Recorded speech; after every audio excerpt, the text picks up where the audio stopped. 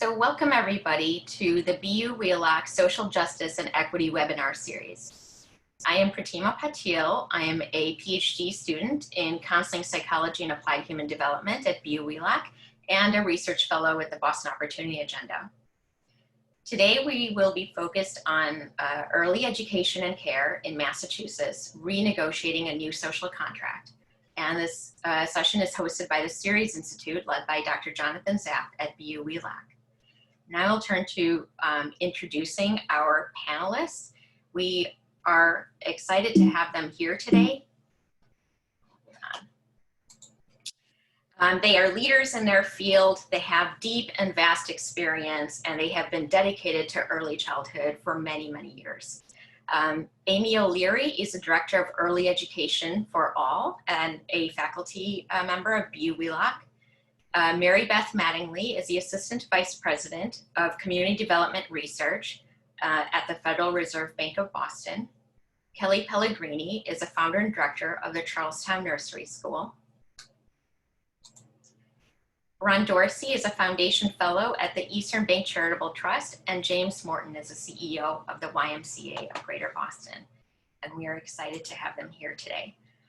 So we're going to be talking about early education and care and in the context of a social contract. But first, I will begin with talking about the importance of early education and care. Early education in development are important unto themselves. For educators in the field, it is a vocation unto itself that incorporates a rich history of pedagogical traditions that are focused on creating environments of enrichment and security for children's development. These environments are crucial to inform early brain development, which sets a foundation for kindergarten readiness and 21st century skills, which are needed for life success and the modern workforce. At the same time, early education is also, it is necessary for high quality care.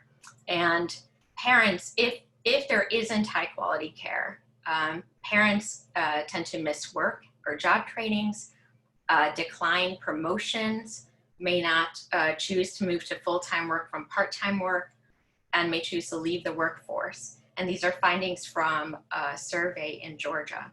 This same survey found that these interruptions cost the state $1.753 billion in reduced economic activity and $105.2 million in losses to state income tax revenue. So thinking about early education development and high quality and care are important together. Both are vital. Regardless of how vital this is, we have had a system that has been fragile. And prior to COVID, we had a system where we had a gap in supply. In Boston, 74% of 0 to 2-year-olds did not have a seat. Massachusetts is one of the most expensive states for care, and 40 to 90% of Boston families could not afford the cost of care for one child, let alone 2 or more.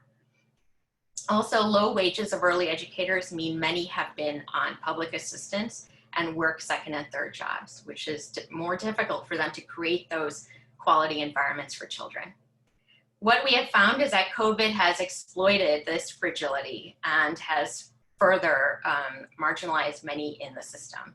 During COVID, a survey of providers across 57 states, 57 cities and towns in Massachusetts that was done by Binal Patel and Kelly Pellegrini found that 45% have furloughed educators and staff, 48% need to increase tuition, 32% of salaries will be reduced, and 57% have used the reserves to stay in business. And this is critical data to help us understand the complexity of this issue. So with this type of data, we are coming to terms with the fact that the fragile sector of early education care is actually essential infrastructure to our society and is necessary to guarantee an essential workforce for our basic needs of survival, economic recovery, and preparing a future workforce, which is what brings us to the idea of the social contract. This idea is based in 17th and 18th century political philosophy It was a time when new governments were forming and moving away from monarchy, and people were trying to understand what is the role of government and what are the basic needs that government should guarantee for everybody. At the same time, in this discussion, we recognize that these early debates did not include the needs of all, including Black and Indigenous people and women. To this day, these same people have remained excluded from these guarantees. This is especially pertinent to early education care because the majority of our women, of educators, are women, and primarily immigrant and women of color. At the same time, the concept has proven to be a vehicle of opportunity for these groups through history to help gain rights and power. And COVID has presented a historical moment to reconsider what is essential in our society, a new opportunity for renegotiation. And so with that, we'll ask our panelists to join us for a conversation. And if you have questions, please add them to the Q&A and we will add them. We'll try to get to them during the session. Okay, so James, I'm going to begin with you. All of you have different vantage points of the impact of COVID on the early education care system. For James, during the pandemic closures, the YMCA continued to serve Greater Boston as the largest provider of emergency care. Why did you make the decision to provide emergency care, and who were the families you were able to support? What were your challenges and how did you meet them? So thank you very much for that question. I also thank the other panelists for permitting me to participate in this. I look forward to our conversation and the learnings that will come from it.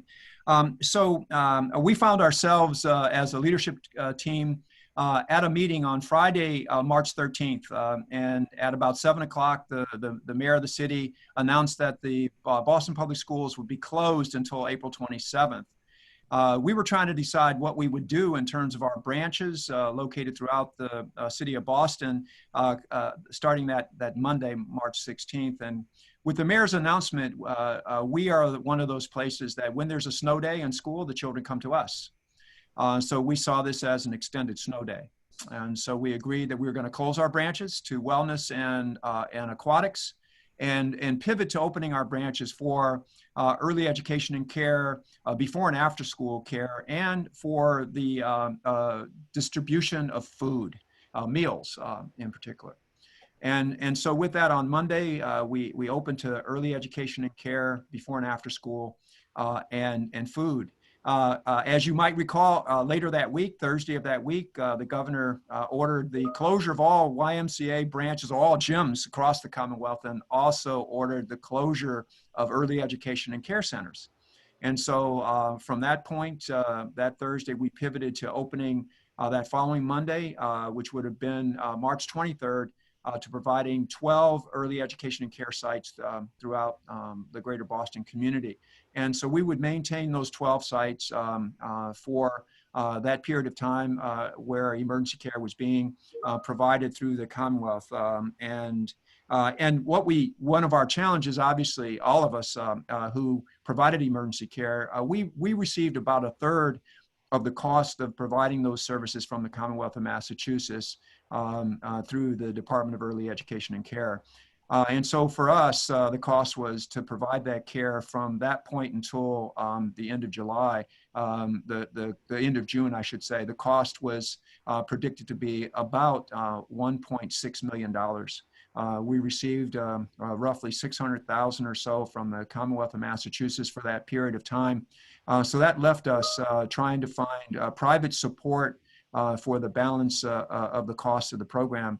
We had made the commitment because we knew that children needed a place to go, and we made the commitment to be that place or one of those places. And so we relied on the generosity and philanthropic support that was available in Greater Boston. And for us, that came through the Resiliency Fund, where we would receive approximately $700,000 or so in support. Made it possible for us to continue to provide that care. The remainder, we would continue to rely on the support of other donors And so at this point, we've been able to cover most of the cost. I will say that we are an aberration in that regard. I think that a lot of the providers of emergency care did struggle economically and continue to struggle today.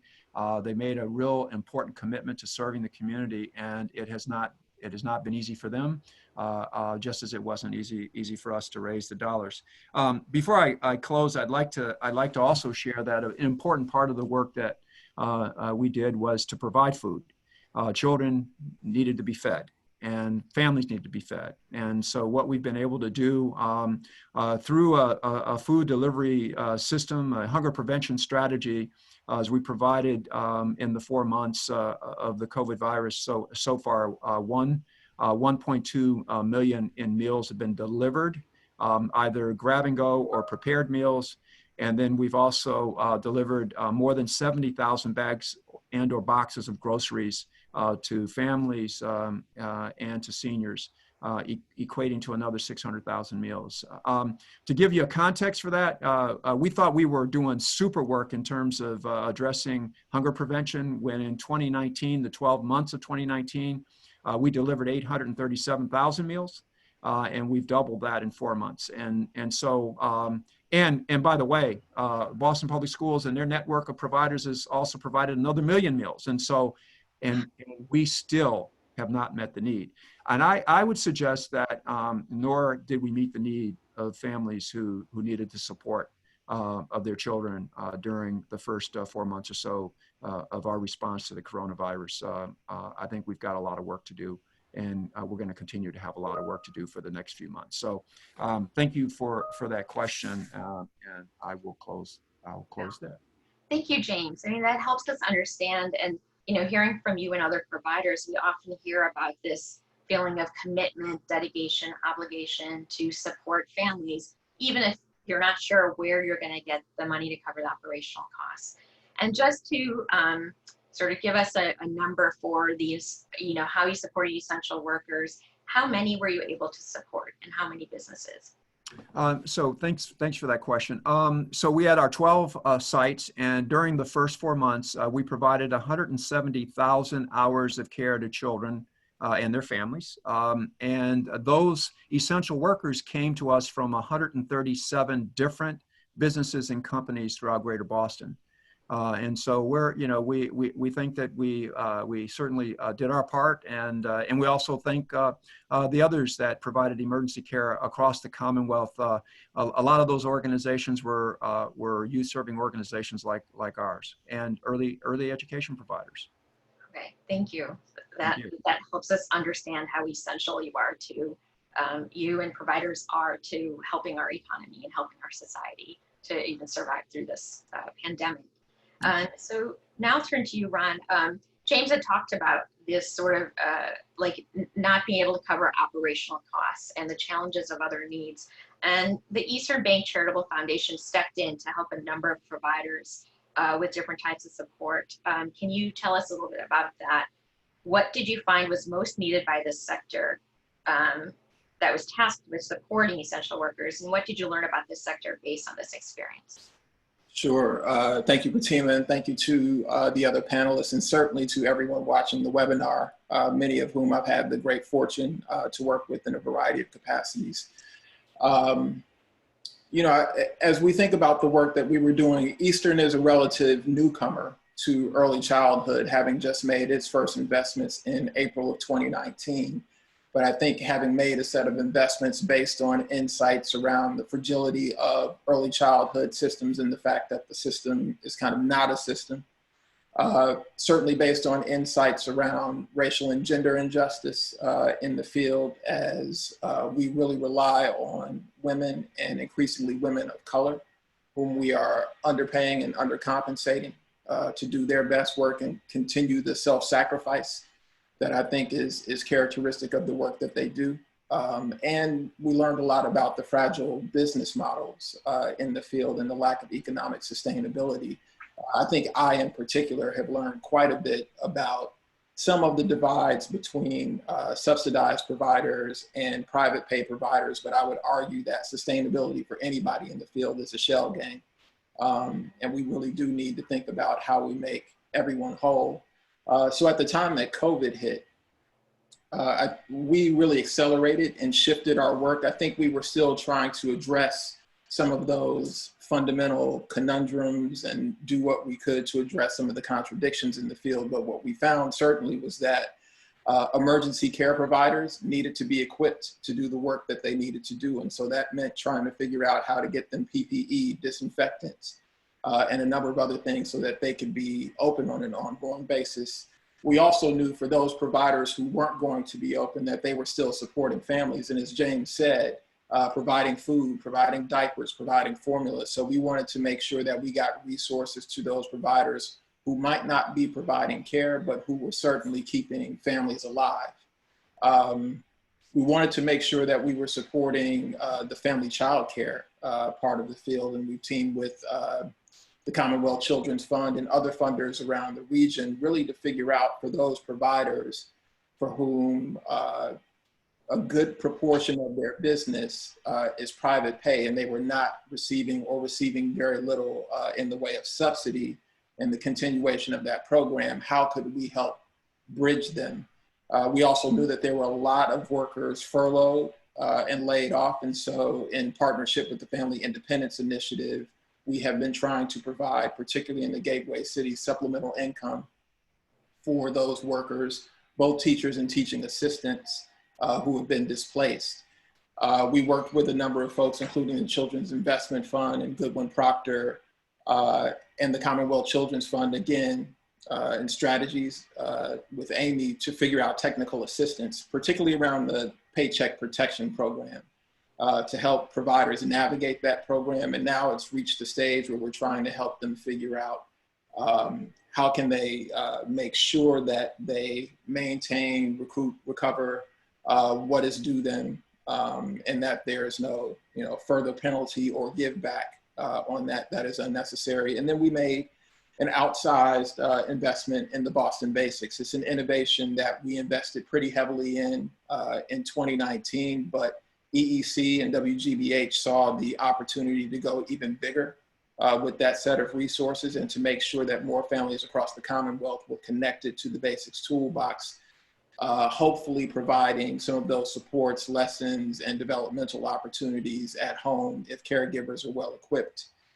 I think part of what this has taught us about the system, and I'll put it in air quotes because this is maybe the crux of the lesson. Even though there was some clear need and some ways that capital could be helpful, it's hard to move money through a system that is not a system and where the fiduciary responsibility is fragmented.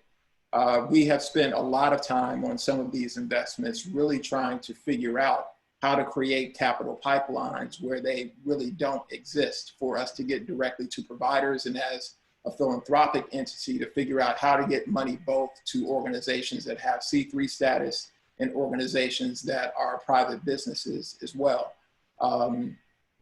I would add government to that because unlike some government agencies, EEC does not have a nonprofit fiduciary arm. So to create those kinds of workarounds means that, even though we came with about $2 million in contributions in April of this year, we still haven't committed all of it because we're trying to create some of the conduits and pathways for capital to reach the people that it needs to reach.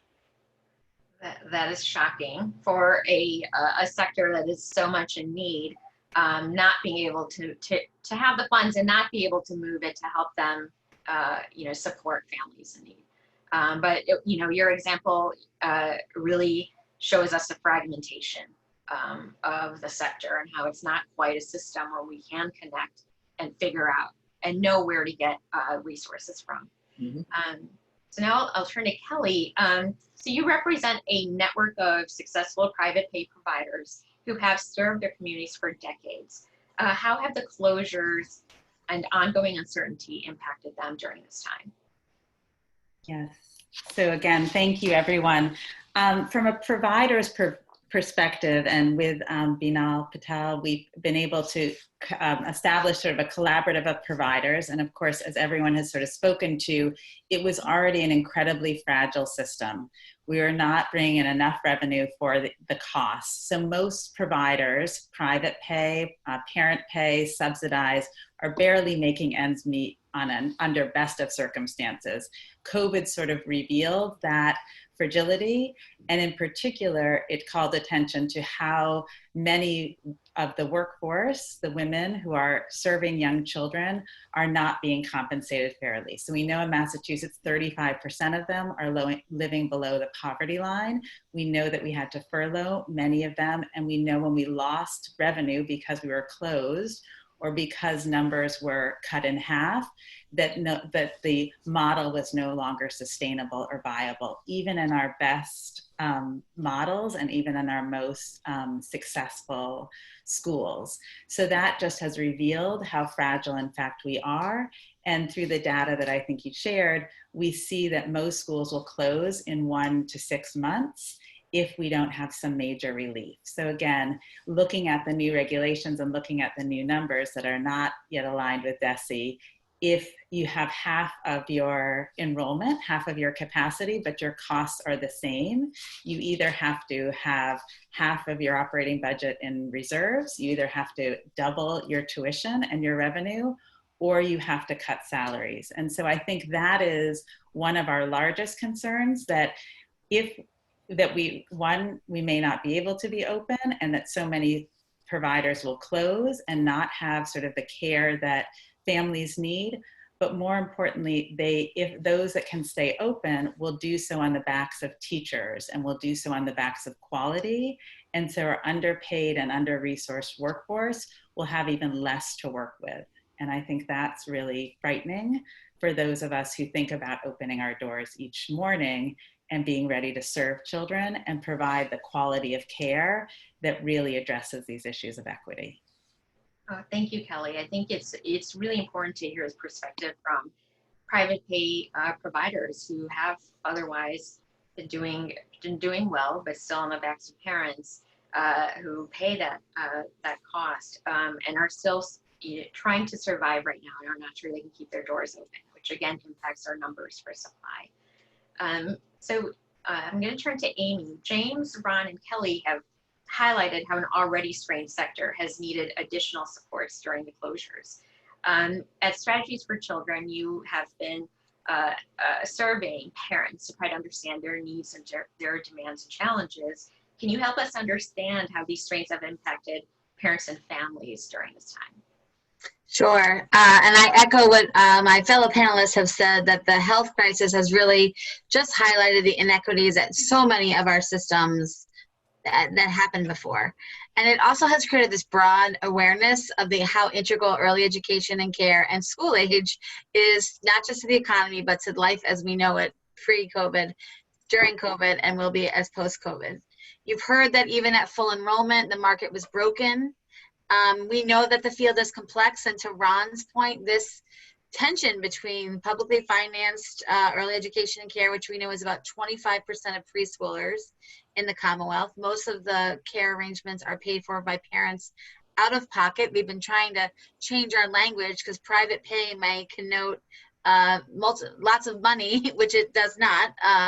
We know that parents, when they have young children, are at the lowest end of their job trajectory.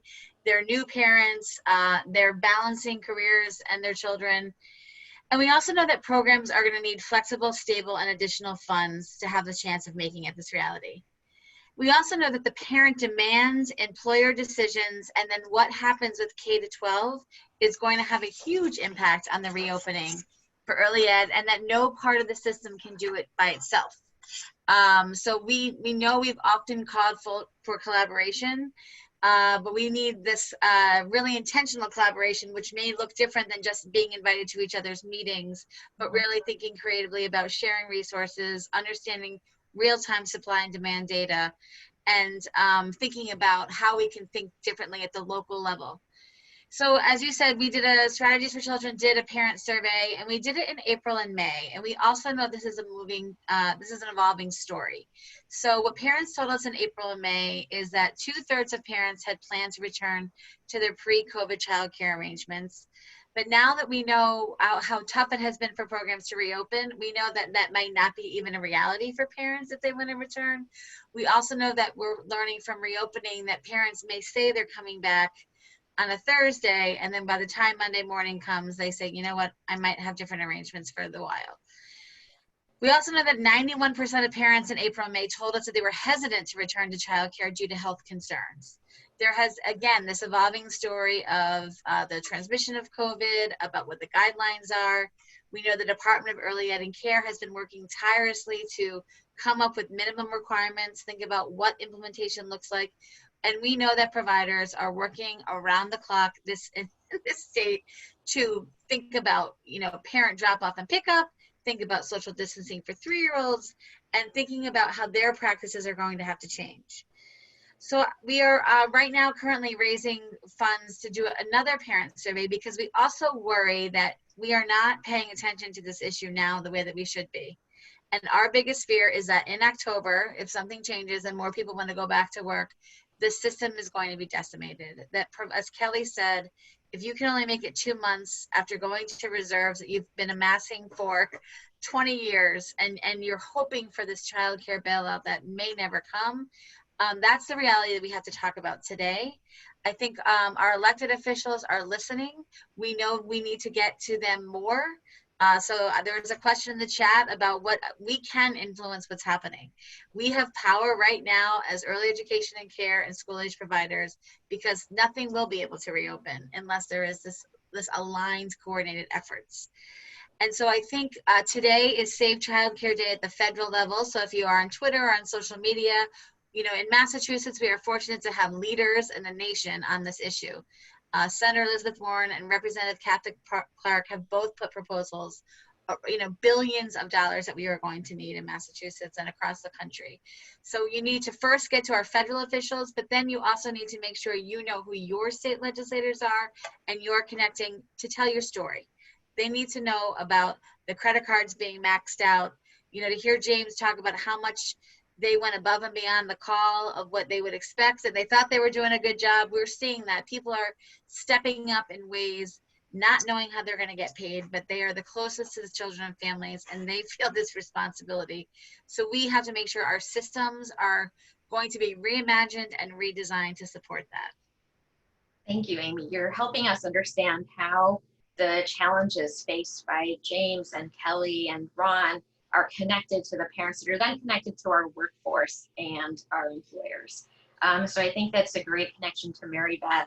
Mary Beth, you're from the Federal Reserve Bank of Boston, and I think it's surprising to see the Federal Reserve Bank at the table. I think COVID, you have started doing the research prior to this, but I think COVID has especially opened up opportunities for new partnerships. So can you help us understand why the bank has waded into early childhood care, education care policy, and why did this topic become a priority area of research for the bank?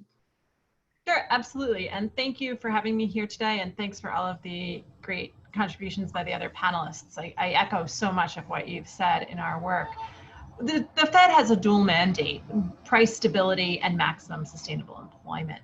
And it's that second portion where we see childcare really closely tied, right? We know that parents cannot fully engage in the labor force if they do not have quality childcare, high quality childcare available when, where, and for the age of child they need it at a price that is affordable, right? They have to meet their basic needs and pay for childcare. And so we've done a lot of research. We are continuing to do research. Before the crisis, we were really talking to all the states, trying to understand what was going on, where was the momentum, seeing a need for dramatic systems change. And the problem is well understood. None of us are disagreeing about the nature of the problem, but the solutions are expensive. We need money. And that was true before, and it's true now. I mean, this industry is really at risk. We see the people saying they're going to close. Centers have already closed.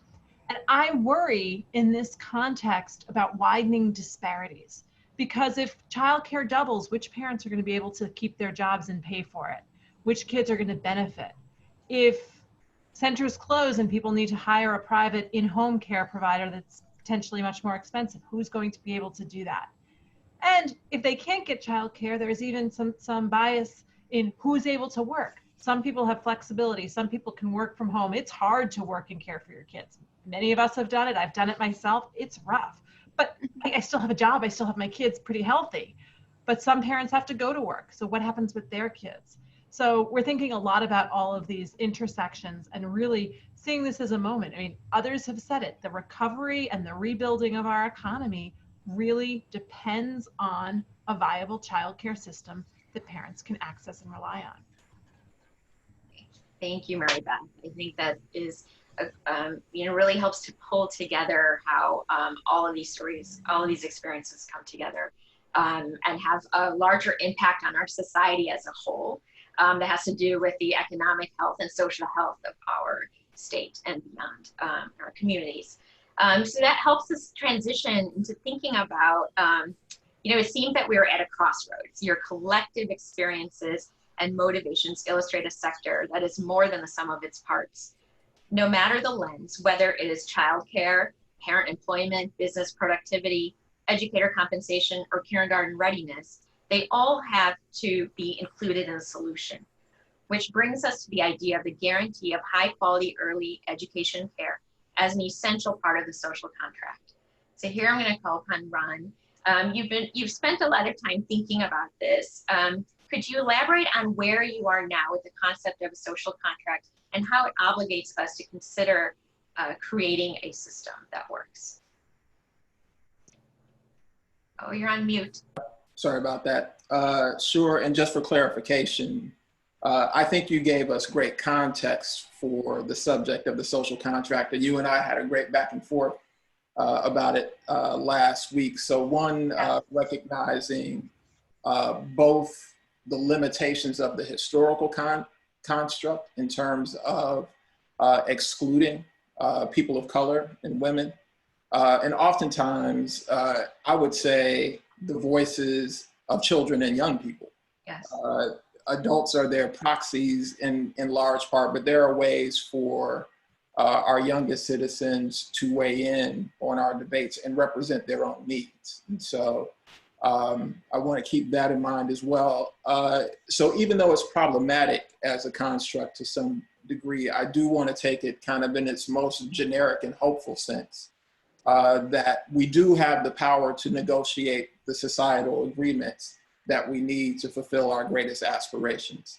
And that's the spirit that I come to the conversation in. I think the headline that you gave around what we want the social contract to achieve is exactly the right one in terms of there being high quality and affordable early care and learning. And I want to make sure that we keep tagging the learning onto it as well. I get a little bit concerned these days that even when we focus on the care, the part of it we focus on is about adults' convenience. And yes to everything that Mary Beth said, but I want to make sure that we keep the developmental imperatives and developmental opportunities in front of us for children and young people. I think if I dig down a little bit, I would say that maybe there are three big domains that we've got to have a conversation about in negotiating a social contract. First of all, there are a set of worker agreements that I think a number of folks have been talking about. And what I'm going to say is really what I've heard many people in the audience say, and what's been a part of our ongoing debate about our aspirations for the system. But the set of worker agreements, I think, have to include raising the worker compensation floor, defining career ladders and scaling compensation for expertise and experience, which is not consistently done in the field, and providing now industry-wide health protections that extend to children and families. Given the COVID moment, we've got to make sure that there is the highest floor on personal and group safety whenever you walk into any care setting. And that is not a burden that, at least I think, providers should have to bear as a cost of doing business. And so I think we have to figure out how we're going to do that. I think that there is another domain that fits into a broad header around making early childhood a public good. And so as some frame this, it's about creating a universal care and learning system that is either free to families or is deeply equitable in its distribution of consumer fees. But I would add to this that it's also about universal quality as well. We know too much about what it takes to maximize children's developmental opportunities to leave this part of it out. I think what's tricky about this is that we've got to figure out that between the combination of these agreements, how do we explore the financing strategies that we expect to deliver on this promise of early childhood being a public good? Many imagine a 100% publicly subsidized system, which may be our ultimate goal, but in a hybrid system and in a very hybrid context, we need to chart a path that's likely to involve more strategically blending public and private capital. And then the final domain is about our guarantees for children. And you know, I took things in the order that I did, but I would argue to you that those first domains are really just in service to this right here. And so we've got to make sure that every child gets off to the right start in life, optimizing the developmental opportunities, ensuring physical and emotional health, and guaranteeing safe environments. And this is likely to be multi-system and intersectional work.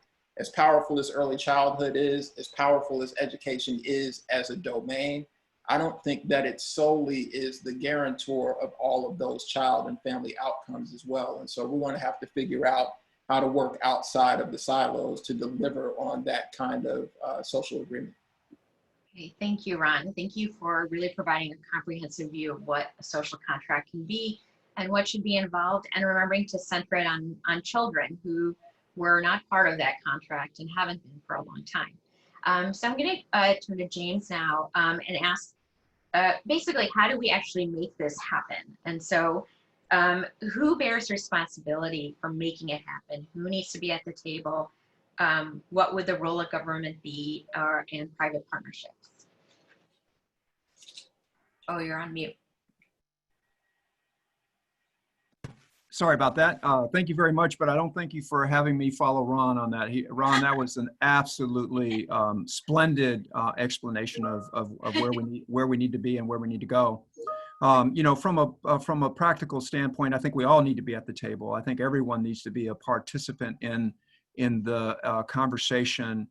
In particular, we need to make sure that parents have a voice in the conversation about how we best serve the needs, their needs as well as the needs of their children. Logically, we've got to have business at the table, and they also have to make a commitment to it, a financial commitment to it. I believe that they have a responsibility since they benefit from the fact that, you know, parents have a safe place for their children to be cared for and educated. I agree with Ron 100% on that. Cared for and educated.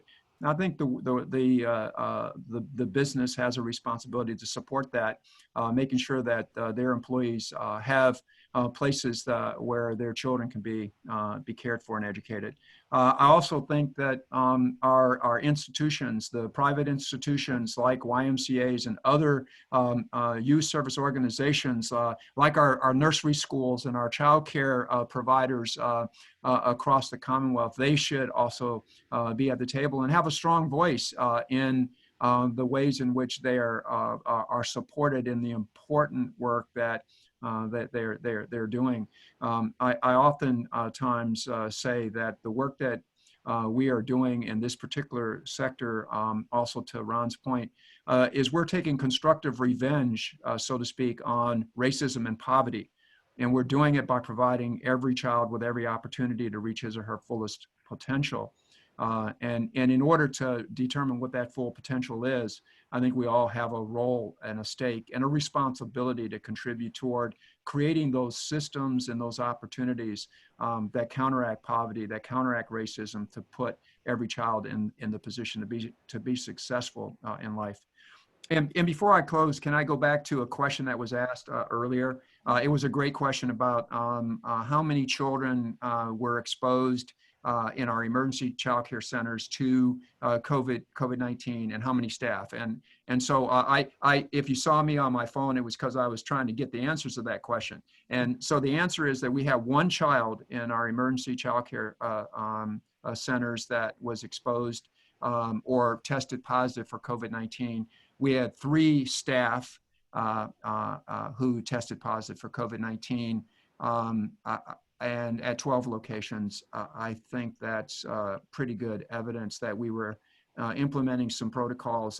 By the way, this is not in any way an endorsement of the comment made by Betsy DeVoe recently about YMCAs and emergency child care. I think that was ill-advised commentary. We struggled to make sure that we were providing the kinds of safety protocols that the children and families and staff deserved. We put a lot of time and effort in that, but we are not the public school system. We cannot be correlated to the public school system in any way, shape, form, or fashion, and nor should we be. And so, but I will say that we went to great steps, as I'm sure every provider did, to make sure that all children and staff were protected to the extent that we could from the exposure to the virus. And by the way, we owe an enormous debt of gratitude to all of the child care providers during this time frame who did provide those services at risk to themselves. No matter what protocols we took, they were taking the risk of exposure. And so they were essential workers over the last 4 months. So I'll close there, but thank you very much for the question. Thank you, James, and thank you for all that work. And it's clear, if parents are concerned, perhaps it'll help ease some concern to see that there was low exposure. And you again, talk about how essential workers are an important stakeholder in this and need to be our heroes right now doing the work they're doing and need to be central to this conversation as well. So now I'm going to turn to Mary Beth. If I could, I'm sorry, if I could, I don't think that we took all the steps that we could have taken to protect them, by the way.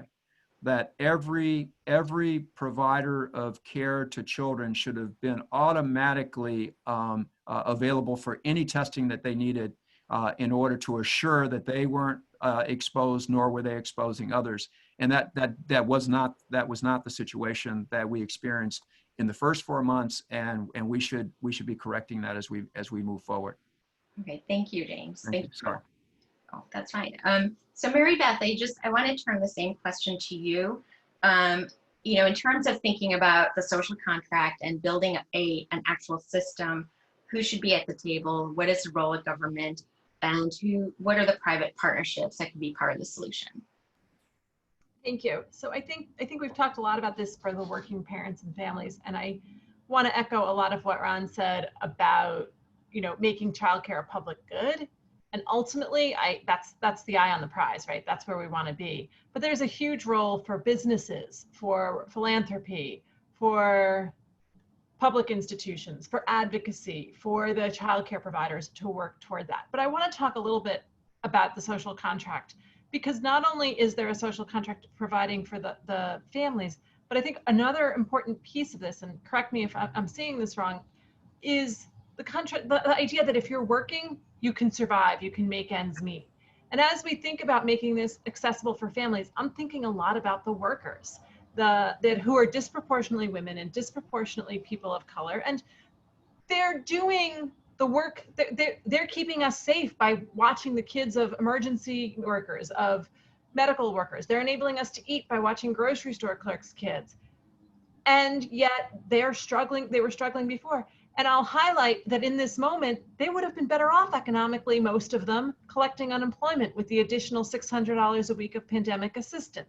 So I just want to highlight that there's another side to this, that even as expensive as it is, and believe me, I know it's expensive, we're not paying the true cost, because it's on the backs of people who are highly credentialed, highly educated, highly qualified, and we're pulling on the heartstrings. It's a labor of love. Yeah, Mary Beth, thank you for bringing up that point, and it actually helps us connect to what Kelly has been talking about the role of the workers of childcare providers and how the system is basically subsidized on their work. And so if you could speak to that and also kind of share your views on how we can create a system who should be at the table and the role for government and private partnerships.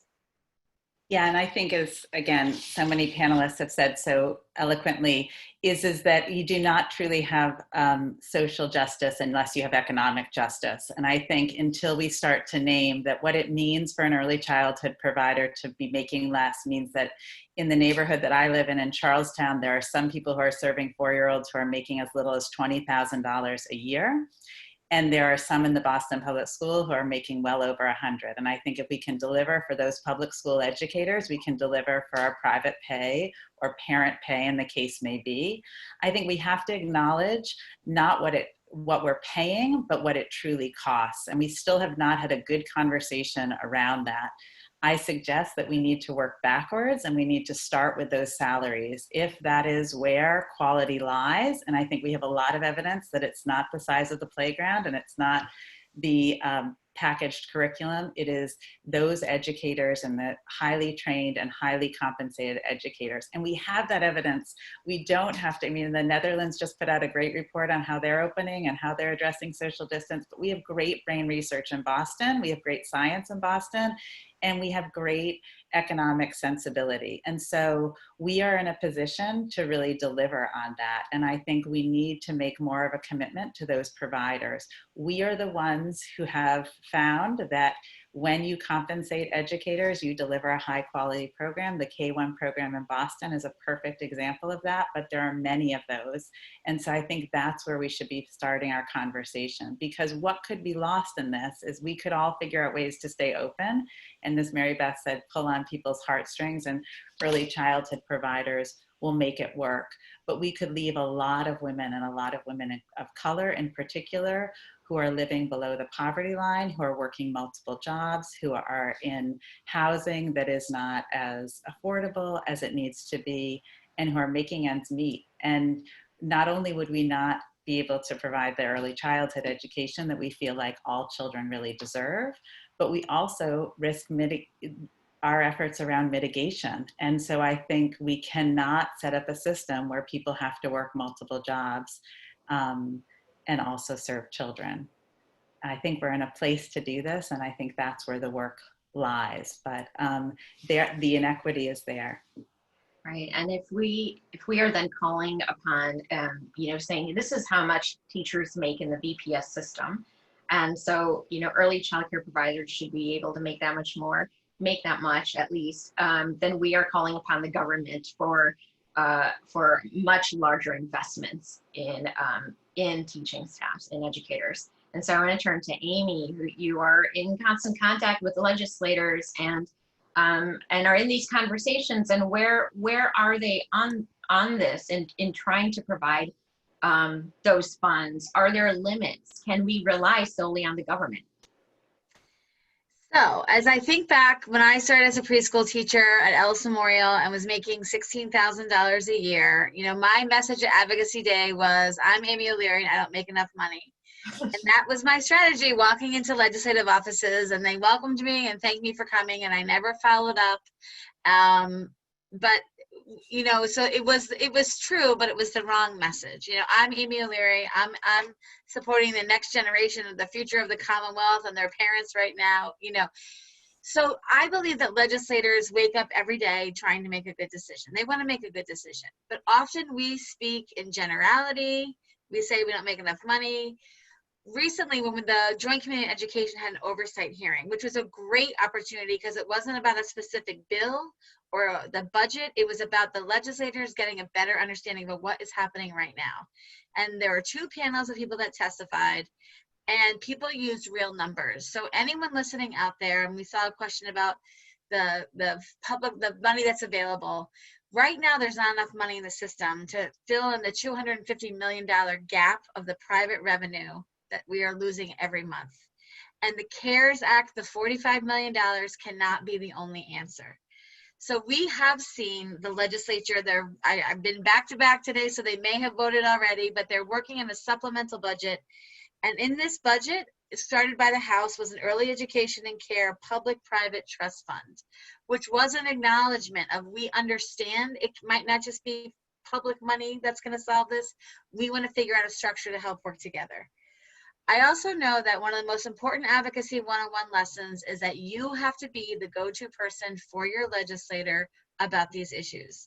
They are being asked right now to be experts in everything. They always usually are, but even now it's more important that they have someone who they can call and rely on to say, hey, Kelly, what do you think about this proposal? Or Ron, I've heard you talk about equity. Is this going to go backwards if we work, if we have this proposal? It's not as glamorous as doing some of the things we might want to think about to do advocacy, but it is the most important thing to know who represents you and that they have a relationship with you. We've also called for a joint board meeting between elementary and secondary and early education and care of the boards, because we believe the intersection of decisions made at the state level and ultimately the local level are going to be humongous for the field. If you're listening and you don't know your superintendent, or you haven't reached out to your school committee yet, that is the first thing you need to do. And you just need to talk about what does our local landscape look like? We also talk about the funding models. I said in my testimony, if we tried to run transportation on a per rider fare alone, we would not get very far, but that's essentially what we're trying to do in early education and care. And that is really for the families that are paying that cost. And then thinking differently about state funding. I think one of the doors that is open with this public and private trust is, are there small business loans? Are there other workforce dollars? Are there other dollars in government that we can think about using? We know our budget is going to have a hole. We know there are going to be a list of priorities, and we want to be number one on that list of what it looks like. We also know that we have worked, as Ron talked about, this technical assistance piece. So we have Goodwin Procter that's helping to support, private pay programs to help some of their contracting and other legal issues. The PPP loans, even though they're not a fix for everything, there are still dollars available. And the Children's Investment Fund is helping to support educators through those processes. And then we think about what other technical assistance do we need? Business modeling, the work that Kelly and Bino have done to really get these real numbers are most effective. So if you can put together a pre-COVID budget and a current COVID budget, and that is the most effective advocacy tool that you can share right now, because though it really paints a picture of the reality of the situation.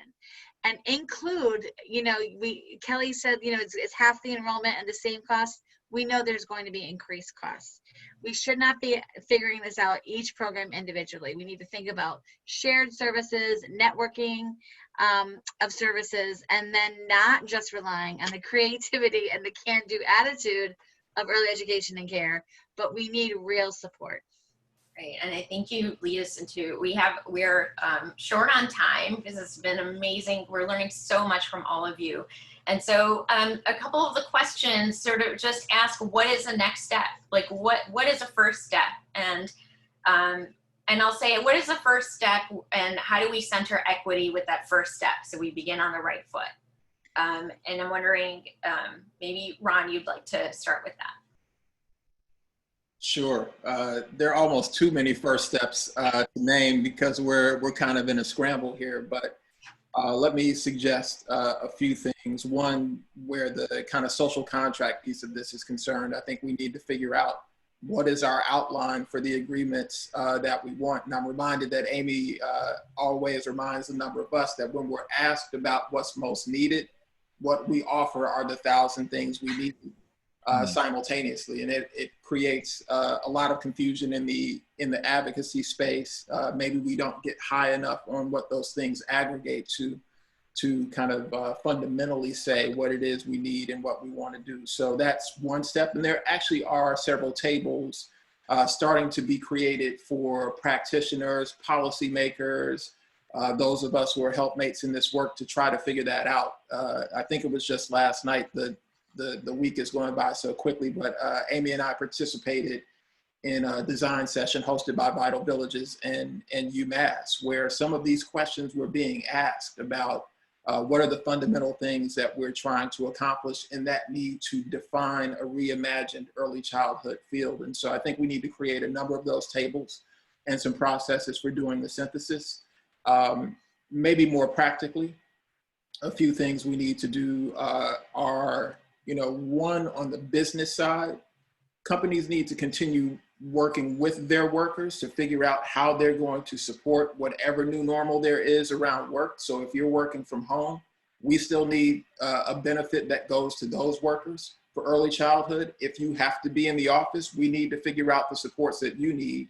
And while, that may not, well, it does, but while it may not obviously toggle on some particularly racial equity things, there is a racial equity piece that plays out greatly there between who has to go to work and who gets to stay home and work. And so I think we have to then figure out, how do you equitably distribute the resources that we have to make sure people uniquely get the things that they need? And we have to be careful about naming the people who need the most and put them at the front of the line and give them more of what they need. Lastly, we've got to protect the field. And so we've got to figure out what are the dollars that are going to come into play. And maybe in the early stages, they are both public and private, but PPE and the protection of space and people should not be borne on the backs of providers and businesses. My hope is that that's something that we can also talk about as a part of the public-private trust. I think it's the right kind of vehicle.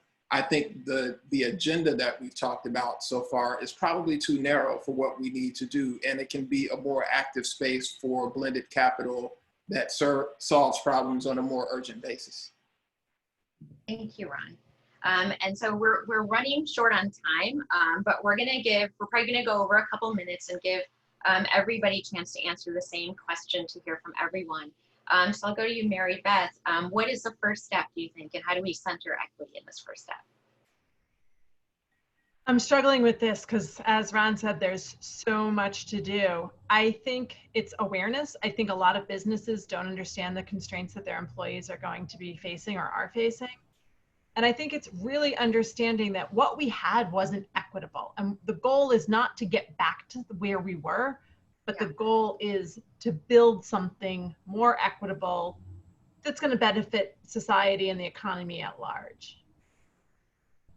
Thank you, Mary Beth. Kelly, how would you suggest we start?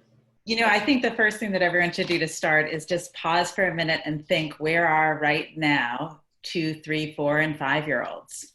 And imagine them, because it is those children and it is their early childhood education and it is their 0 to 5 experience, and it is that we know will close gaps, but more importantly, reach potential. And so I think we need to collectively set a standard for where we would like those children to be, and have some shared contracts, but shared agreements on what we're aspiring to achieve. And I think we need to, the alignment with EEC and DESE is important, because we need to treat a 4-year-old as a 4-year-old as a 4-year-old wherever they fall. And I think our efforts around UPK are important, but I think we can do that tomorrow. We can tomorrow decide what we want next week to look like for 4-year-olds who are in Boston. And we can, when we determine what that is, I think we're more likely to commit to their educators and to their programs and to their safety and to their well-being and to their education. But we should have equity really at the center of our conversation. And the highest quality should be what we're talking about, not just about care and not just solving for the workforce, but about what that early childhood experience that every child deserves could be. Okay, thank you, Kelly. And I'll ask James the same question, first step. So thank you very much. I'm moved by the responses so far. I think that this is a moment in time, right?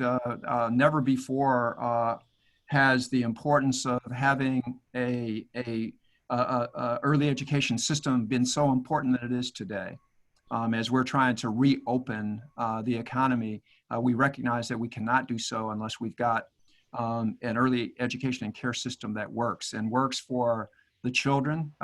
Kelly, thank you for that. It has to work for the children first and foremost. But I think secondarily, I think we need to compensate those who are doing this work at a level commensurate with what we're asking them to do. And what we're asking them to do is to take care of what is most precious to us, and that is our children. And so I would like to see us figure out what the compensation level should be, and what we need to do in order to bring those levels where they should be, so that we can sustain a system with people who want to be in the system, who are being supported by that system, who are able to live on the wages they earn. And so I'm looking forward to reconnecting with every one of our panelists to try to figure out that question. And so I'm looking forward to that work.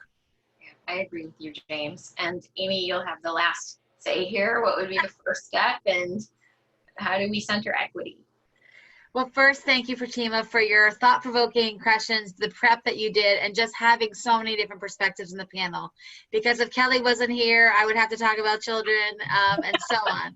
But I can now talk about advocacy. So the first important step is to know who represents you, and we want to help you. I want you to know we have to think about who to contact about what and when, so that we make sure that all of our efforts are going to the right place at the right time. We want to do our homework, we want to get accurate information, and we don't want to spread misinformation. That has been rampant, and it's based in fear and anxiety in a field that has been overlooked and undervalued. But we can change that. We have power, and we need to think about representation. Whose voices are being heard? The media is very interested in this right now, and they are calling us because they want to talk to a parent, they want to talk to a center. So if you want to speak up and stand up, please get in touch. A little commercial to join our mailing list, because we've been doing Advocacy 101 webinars. We've had webinars on writing testimony and sharing your story. You don't have to be alone figuring this out, but you do have to do it. I know even if you're fired up right now, you're going to go back to your to-do list and this might not be on it. But I'm telling you that if on Monday morning, everybody listening contacted their legislators to say, what are we going to do about this crisis? It would get attention at the State House. So, and don't be intimidated by the process. Sometimes we feel like the systems are set up to keep us out, but we have to be confident in our ability to do it, to get in. So stay in touch, do your homework, ask questions, and think about what you personally can do. And I want to just join the panelists in acknowledging the hard work that we know people are doing every day. You can feel so alone. You can feel that no one, we see you, and we appreciate you, and we are here, and there are people fighting for you. So thank you.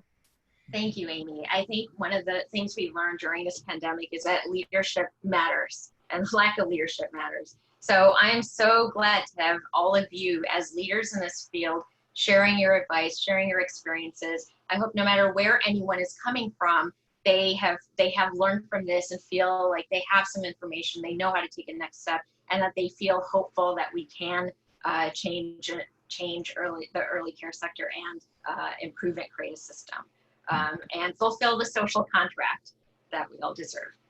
So thank you so much, everybody, for your time. I'm so grateful for you being here. All of our panelists have done a wonderful job. I've learned a great deal, and thank you very much. Thank you. Thank you. Thanks, Fatima. Thanks, everyone. Thank you.